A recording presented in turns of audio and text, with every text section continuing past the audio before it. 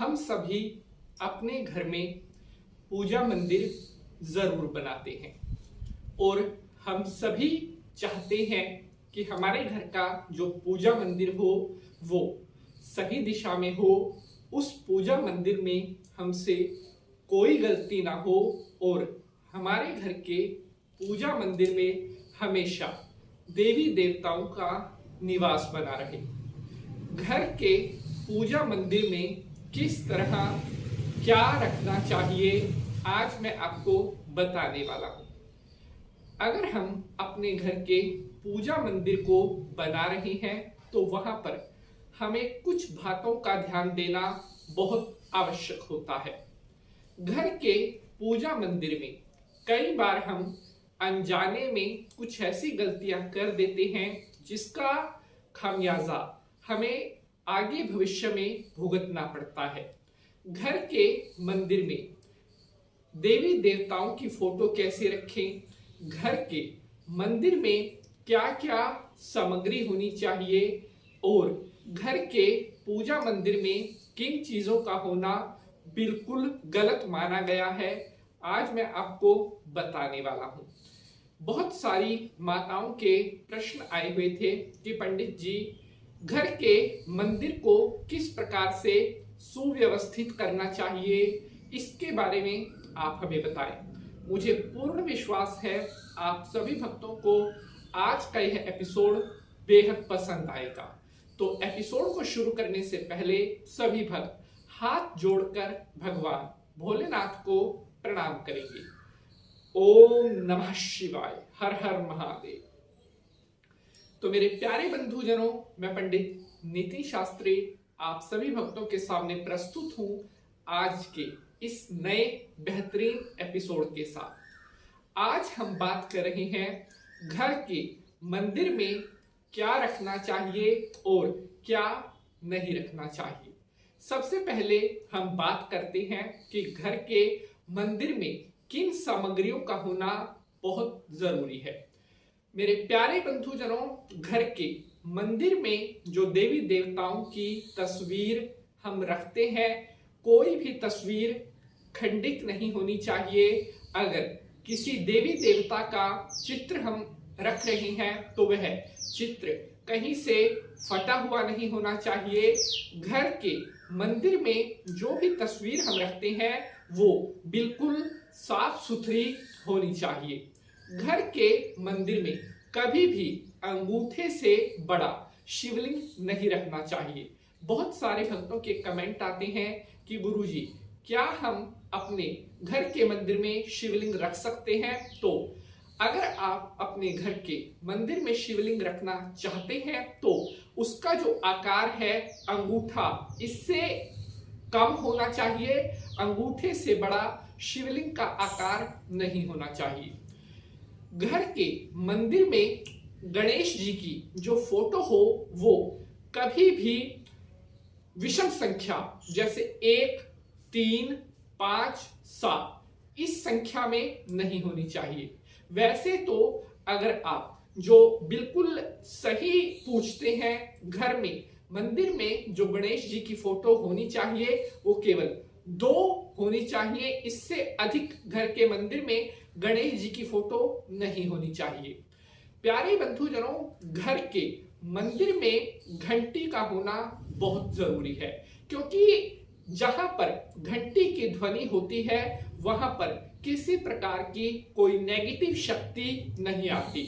घर के मंदिर में जब बैठकर आप पूजा पाठ करते हैं उस समय अगर आप घंटी बजाते हैं तो ऐसा करने से देवी देवता बहुत प्रसन्न होते हैं और आपके घर की जो सुरक्षा है, आपके घर की जो सकारात्मकता है वो बढ़ने लगती है।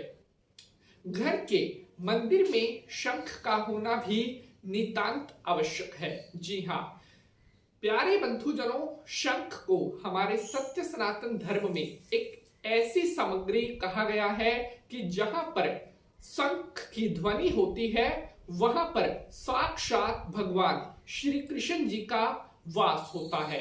अगर आप अपने घर के मंदिर में शंख रखते हैं तो ऐसा करने से आपके घर के मंदिर की पवित्रता हमेशा बरकरार रहती है। प्यारे बंधुजनों, घर के मंदिर में कलश का होना भी बहुत जरूरी है। कलश किस प्रकार हो? एक तांबे के लोटे में आपने हमेशा ताजा जल घर के मंदिर में भरकर रखना है और डेली उस जल को आपने बदलना है। जो पुराना जल है उसे आप किसी फलदार वृक्ष की जड़ में डाल दें या फिर आप उस जल को किसी भी वृक्ष की जड़ में डाल सकते हैं। केवल बेरी और कीकर का जो वृक्ष है उसे छोड़कर अन्य किसी भी वृक्ष की जड़ में उस जल को आप डाल सकते हैं। घर के मंदिर में स्वास्तिक का होना भी बहुत जरूरी है, जिसे सतिया भी बोलते हैं। प्यारे बंधुजनों, कहते हैं कि स्वास्तिक के अंदर सभी देवी देवताओं का वास होता है और स्वास्तिक भगवान श्री गणेश और माता महालक्ष्मी को भी प्रदर्शित करता है। इसलिए घर के मंदिर में आप सिंदूर से किसी थाली पर या चांदी से बना हुआ कोई स्वास्तिक अपने घर के मंदिर में आप स्थापित करें। ऐसा करने से घर के मंदिर की जो सकारात्मकता है, जो पवित्रता है, वो हमेशा बरकरार रहती है। प्यारे बंधुजनों, घर के मंदिर में सिंदूर का होना भी बहुत जरूरी है। आप सभी को पता है कि देवी माता को सिंदूर बेहद प्रिय होता है। लक्ष्मी जी को सिंदूर चढ़ाने से हमें धन धान्य सौभाग्य की प्राप्ति होती है। इसलिए घर के मंदिर में एक डिब्बी में सिंदूर डालकर उसको हमेशा घर के मंदिर में रखना चाहिए। ऐसा करने से कभी आपके घर में गरीबी नहीं आती।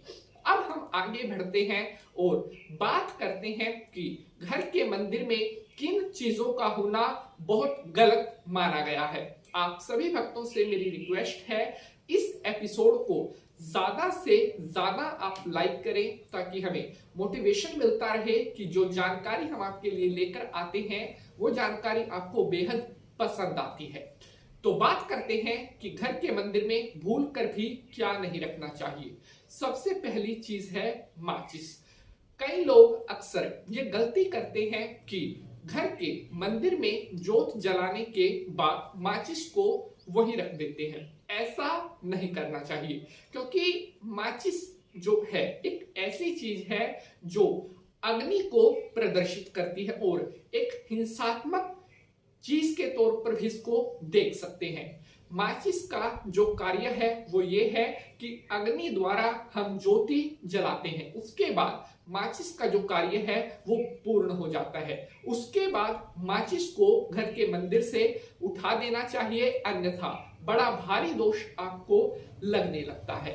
घर के मंदिर में एक मिट्टी का जो परंपरागत हम दीपक प्रयोग करते हैं, जो मिट्टी के बने हुए दिए होते हैं, घर के मंदिर में कम से कम एक मिट्टी के दीपक का होना भी बहुत जरूरी है। क्योंकि सोना चांदी के बाद अगर सबसे शुभ किसी को कहा गया है तो वह मिट्टी को ही कहा गया है।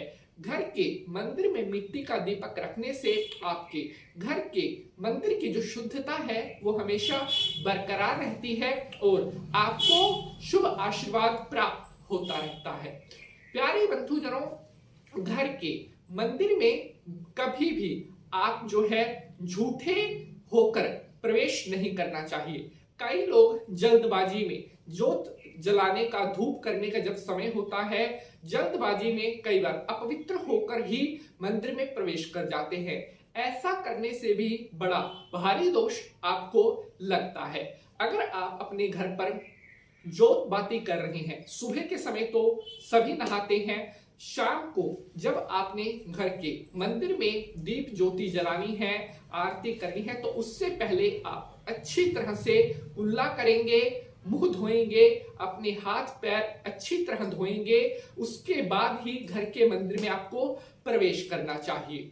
घर के मंदिर में गंगा जल का होना भी बहुत जरूरी कहा गया है। आप सभी को पता है कि हमारे सत्य सनातन धर्म में गंगा को मां कहा गया है और गंगा सभी को पवित्र करने वाली है।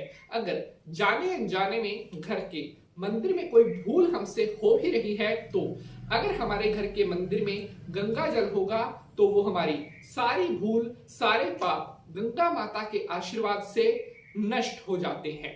तो प्यारे बंधुजनों, आशा ही नहीं पूर्ण विश्वास है आप सभी भक्तों को आज का यह एपिसोड बेहद पसंद आएगा।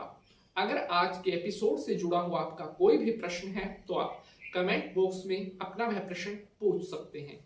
आज के लिए बस इतना ही। अब आपसे मुलाकात होगी अगले एपिसोड में किसी नए विषय के साथ। लाइक शेयर जरूर करें। जय माता।